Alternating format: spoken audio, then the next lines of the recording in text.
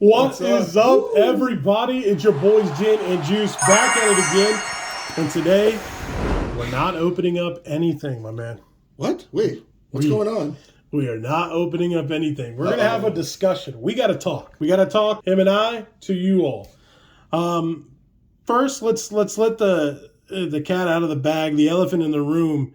The state of the hobby is kind of in turmoil, it feels like a little bit. Right, and it's very confusing in which direction things are going to go, what's going to be released. Right. Panini's constantly losing a license. It's almost like every week they're losing a license. Or going to court and trying to get it back for a short period of time. Yeah, and so now it's left a lot of things in the air about the future releases of product, what's going to come.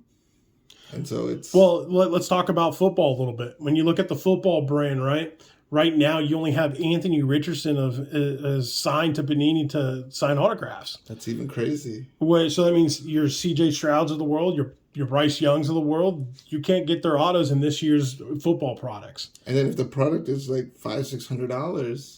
If not more, depending on the product. And then for very limited autos that you can get, right. I mean, that's even worse for your... I mean, it's much difficult now to do it, to get the good quarterbacks. Imagine you being limited to really like one, maybe two. One superstar instead of the 3 or 4 that you potentially could have. And that's kind of what we're seeing right away, right? Panini Black of the world, Mosaic Football, a lot of these products, they're coming down, I think, a little bit in overall just because the market itself is coming down, but they're not coming down substantially enough comparable to, what are you going to get? What are you going to get ROI in the value? And that's something we noticed right off the bat. So the urge to open up those products is kind of leaving us. Yeah. It's frustrating. If you can't get the chase cards in that product, why even open it? I mean, facts. Sure, like Panini Prism Football's, I'm sure, going to be coming out in the next couple months if it doesn't continue to get delayed. Not late. You know what I'm saying? No, anyway, but delayed in a couple of things like that, right? And if that product comes out, you're going to have the number card still, but all the parallels with autographs and everything you're going to miss out is gone. Right. And there's just lack of the thrill. This channel is slowly based on breaks. That's what we did in a sense of breaks for ourselves. Yeah. We don't sell break spots to you all. That's not part of our deal here at Lootbox TV. We've been about experiencing the hobby, opening up and going after that chase. Yep. And the chase is going away with a lot of these products. Yeah, and that makes it really hard for you to continue on to opening a product that you know that all of the chase cards that you might want aren't there. Yep. And then on top of that, it just gets printed to oblivion. Yeah. So they just keep printing more and more and more. And you guys have stated multiple times, stop opening. Well, we haven't stopped opening because we are an opening channel. That's what the gist is of Lootbox TV. But we are listening to y'all in a sense of we want Lootbox TV to be more than just opening up. Right. That's kind of a perfect transition into our next topic, which is about our local card shop that we buy a lot of our products from. And this is not Louisville Sports Cards. They're still the sponsor of the channel. Yep. They're located in Louisville, Kentucky. Shout out to them. Yep, they'll be consistently providing sports card products to the masses. Absolutely, and to this channel. But we're talking about more of our local shop, and that would be Wasteland Gaming. They decided to get out of the sports cards, which is understandable. Yep. They've been primarily a bigger TCG shop than they were a sports card shop.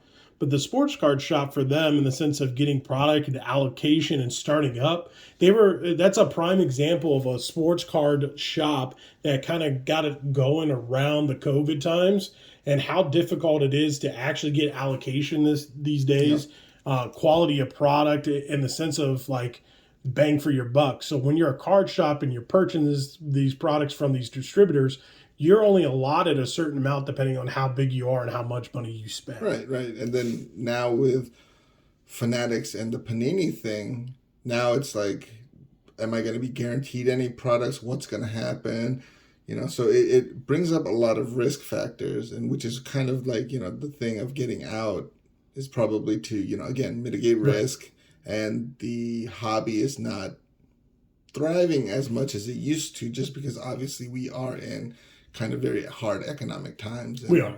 when we're in those times, the things that go are kind of like the non-necessity items, and that's like collectibles and things like that. And you're starting to see the decline in a lot of the values overall. You know, I'm shocked still to see a lot of these sports cards flippers and the shows that they go to and how much they're doing. And I think, you know, at some point it's all going to catch up. I'm happy for them, happy they're doing well, but also at the same exact time, if you don't get people opening up product, there's not going to be those big hits for you to buy and flip and sell. So at some point, if the first thing that's going to go is people opening up sports cards, right behind that is going to be the fall of buying and selling sports cards. Well, we've always joked about that. If you look at the like really big cards and how they move, and it's usually moved between like a certain group of people. There's like it's almost like there's a top niche of people who have like unlimited funds, and then the cards just keep kind of moving around within that circle. You hardly see, you know, like new people coming in and buying these high-end cards, right? Unless they, you know, have that kind of disposable income. But I have seen plenty of cards just hop move from around. one person to another, and I'm like, what is going on here? Yeah, so with all of that, it's kind of, you know, you kind of see it more now that it's not so much new people entering the hobby and buying these cards. It's just kind of the upper echelon of people purchasing the higher end cards. And then, so, you know. It's kind of interesting. You know, we won't spend too much time on that. You know, we have a lot of friends in the hobby. Sports card Illuminati. One thing with us, with our channel, we've always been very transparent in what we do. 99.9% of everything you've seen us open have come out of both of our pockets. Easily enough, we talked about it plenty of times, and I just dropped this pen, but plenty of times where we spent over hundreds of thousands of dollars in a year on opening up products. And that's like paying like full retail or, you know, and occasionally getting, you know, some hookups on the cards. It's been a lot. It's been a lot more recent as of late, but we're always transparent with you. Like, hey, we got this at a super discounted rate, only because we're either buying a bulk deal, or if it is a shout out video, we do shout out a little bit. But we don't. We really pay upfront for everything. Yeah, it's nuts, and we're getting to a point where we're like, okay, with all this that is happening, right? And the Panini product and so forth, and the Fanatics arguments, and our local card shop doing what it is, that goes to our next point, a good segue into this, of talking about the future of the channel and what we're going to be doing. Well, that doesn't mean we're going away or we won't be doing openings, but we'll be kind of doing a little bit stuff differently. Yeah. Our goal is to make it entertaining. At first, we would just open up product. We would sit here and we would banter back and forth. Drew would come over and like, hey, I got these boxes. I'm like, perfect. I got these boxes. Let's go upstairs. Maybe we can mix the two and make one video out of it. But I'd get all of the epic pulls and he would get nothing. Oh, cool. There it is. Yeah. Obviously, you saw everybody taking L's on this channel. All those L's are mine. He gets the and I think it's balanced out now. I think I've taken a lot more L's recently. Yeah, and you've taken some good W's. Yeah, so. I've hit a few times. But joking aside, you know, we want to make the channel more entertaining. We realize as creators, as we continue to grow, there is other creators out there doing the same thing that we are. And it's not anything, no disrespect to them or anything and whatsoever. It's more of, okay, the evolution of the channel. Everybody has to take steps.